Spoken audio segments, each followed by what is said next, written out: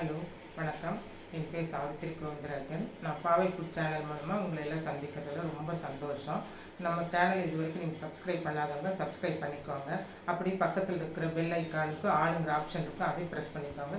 Daily நான் போடுற புது புது வீடியோஸ் எல்லாம் உங்களுக்கு நோட்டிஃபிகேஷன் வரும். இன்றைக்கி நான் என்ன பண்ண போகிறேன் அப்படின்னா பிரியாணி மசாலா பண்ணலான்னு இருக்கேன். பிரியாணி மசாலா வந்து என்னென்ன இன்க்ரீடியன்ஸ் போடுறேன், எந்த அளவில் போடுறேன், எப்படி பண்ணுறேங்கிறத நான் செய்கிறேன். நீங்கள் பார்க்கலாம். வாங்க வீடியோக்குள்ளே போகலாம். இப்போ மல்லி 100 கிராம் எடுத்திருக்கேன். அதுபோல் சோம்பு வந்து பார்த்திங்கன்னா சோம்பு 50 கிராம் எடுத்திருக்கிறேன். சீரகம் 10 கிராம் எடுத்திருக்கிறேன். கிராம்பு 10 கிராம், ஜாதிப்பூ அதுவும் 10 கிராம், கல்பாசி 10 கிராம், ஜாதிப்பத்திரி 5 கிராம், ஏலக்காய் 10 கிராம், கசகசா அதுவும் 10 கிராம். அதே போல் மிளகு வந்து பார்த்திங்கன்னா மிளகு 2 ஸ்பூன் எடுத்துருக்கிறேன், அதுவும் ஒரு 10 கிராம் வரும். இது மராட்டி முக்கு 10 கிராம், பட்டை சோம்பு பட்டை மட்டும் உங்களுக்கு இது 20 கிராம் வரும். அதே மாதிரி பிரியாணி இலை ஒரு 10. இவ்வளோ தான் இதுக்கான இன்க்ரீடியன்ஸு. இதை வந்து நம்ம எப்படி வறுத்து எப்படி செய்யலான்னு நான் காட்டுறேன் இப்போ உங்களுக்கு. இப்போ ஒரு இரும்பு வடச்சட்டி வச்சுருக்கேன், ரொம்ப அடிகனமாக இருக்கும். அதுவும் வந்து ரொம்ப ஃப்ளேம் வந்து ஒரு மீடியத்தில் வச்சுக்கலாம். இது வந்து சும்மா லேசாக வாசம் வரும் வரைக்கும் வறுத்த போது, ரொம்ப டீப் ஃப்ரையெல்லாம் நம்ம பண்ண வேண்டாம். அதனால் இப்போ நம்ம மல்லி போடுறோம்.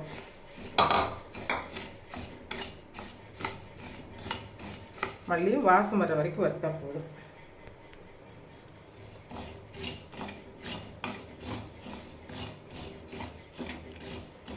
இந்த பிரியாணி மசாலா நம்ம வந்து ஃபுல்லாக பிரியாணிக்கே இந்த மசாலா போடக்கூடாது. இதில் வந்து இது வந்து பிரியாணிக்கு வந்து நம்ம கடைசியாக நம்ம தக்காளி பூண்டு இதெல்லாம் போட்ட பின்னாடி 1 ஸ்பூன் அந்த மாதிரி தான் போடணும். இதையே ஃபுல்லாக வச்சு பிரியாணி செய்யக்கூடாது. நான் எப்படிங்கிறத உங்களுக்கு நான் கடைசியில் சொல்கிறேன். எந்தெந்த அளவில் மட்டன் சிக்கன் இதுக்கெல்லாம் போடணும் அப்படிங்கிறத நான் உங்களுக்கு சொல்கிறேன். ட்ரை ரோஸ்ட்டு தான் பண்ணணும், ஆயில் இதுக்கு எதுக்குமே சேர்த்தக்கூடாது. இது ரொம்ப நல்ல டேஸ்ட்டாக இருக்கும். செஞ்சு பாருங்கள், நீங்களும் வீட்டில் செஞ்சு பாருங்கள். எல்லாம் ட்ரை ரோஸ்ட் பண்ணுறது அது ஒரு பக்குவம் தான். நமக்கு கருக விடாமல் வறுத்து எடுத்தோம்னா டேஸ்ட் ரொம்ப நல்லாயிருக்கும். கருகருக்கு விடக்கூடாது. சரி, போதும்.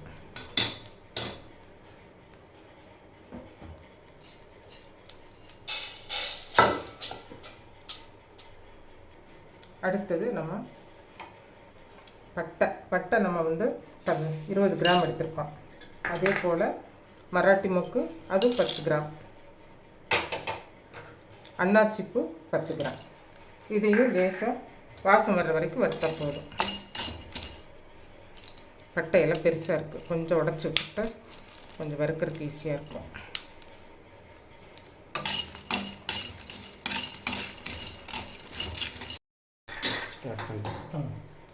போதும். இப்போ ஒரு 2 நிமிஷம் ஆயிடுச்சு. நம்ம இதையும் கிராம்பு,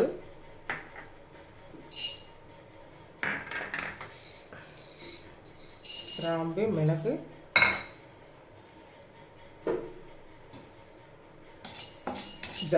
ஜாதிக்காய் 1 காய் போட்டிருக்கேன்.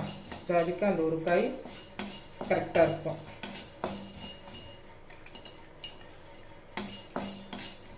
ஜாதிக்காயை அப்படியே போட்டுறாதீங்க, உடச்சி போடணும்.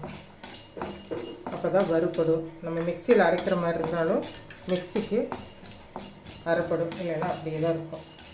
சரி, இப்போ இதே போதும்.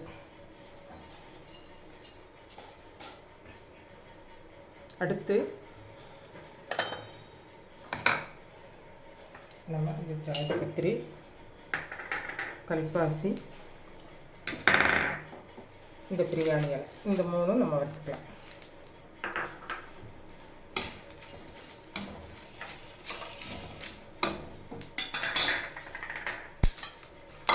பிரியாணி இலை அது வந்து ஒரு 5 கிராம் தான் போட்டிருக்கேன். 5 கிராம் போதும், நமக்கு கரெக்டாக இருக்கும். ஜாதிபத்திரி 5 கிராம், கல்பாசி 10 கிராம். இது கரெக்டாக இருக்கும் நமக்கு.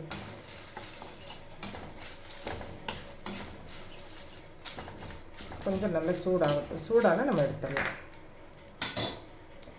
இப்போ போதும். அடுத்தது வந்து சோம்பு வந்து நம்ம 50 கிராம் எடுத்துருக்கோம். அது கூட சீரகம், சோம்பு, சீரகம், ஏலக்காய், கசகசா, இதையும் நல்ல மணம் வர்ற வரைக்கும் வறுத்தா போதும். சோம்பெல்லாம் பொரியுது, இருந்தாலும் இன்னும் நல்லா கொஞ்சம் ஒரு நிமிஷம் வறுத்தா போதும், சரியாக இருக்கும்.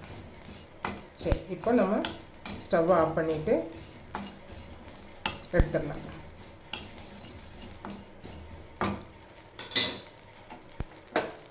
ஸ்டவ் ஆஃப் பண்ணிவிட்டு எடுத்தாச்சு. இப்போ நம்ம அந்த வறுத்த இன்க்ரீடியன்ஸ் எல்லாம் நல்லா ரூம் டெம்பரேச்சருக்கு வரட்டும், நல்லா ஆறட்டும். ஆறினா நல்லா நமக்கு பொடியாகும். அதனால் ஆறட்டும். ஆறின பின்னாடி நான் மிக்சியில் போட்டுட்டு நான் உங்களுக்கு சொல்கிறேன். மசாலா பாருங்கள், மிக்சியில் அரைச்சி எடுத்துகிட்டு வந்துட்டேன். பிரியாணி மசாலா ரொம்ப நல்லா வந்திருக்கு. பிரியாணி மசாலா வந்து பார்த்திங்கன்னா மஞ்சத்தூள் மாதிரி ரொம்ப நைஸாக அரைக்கக்கூடாது. ஒரு 80% அரைச்சா தான் ரொம்ப நல்லாயிருக்கும். ஏன்னா பிரியாணிக்கு சிக்கனுக்கெல்லாம் போடும்போது இந்த ஃப்ளேவர் நல்லா வரணுன்னா இந்த மாதிரி தான் அரைக்கணும். ரொம்ப நல்லா இருக்குது.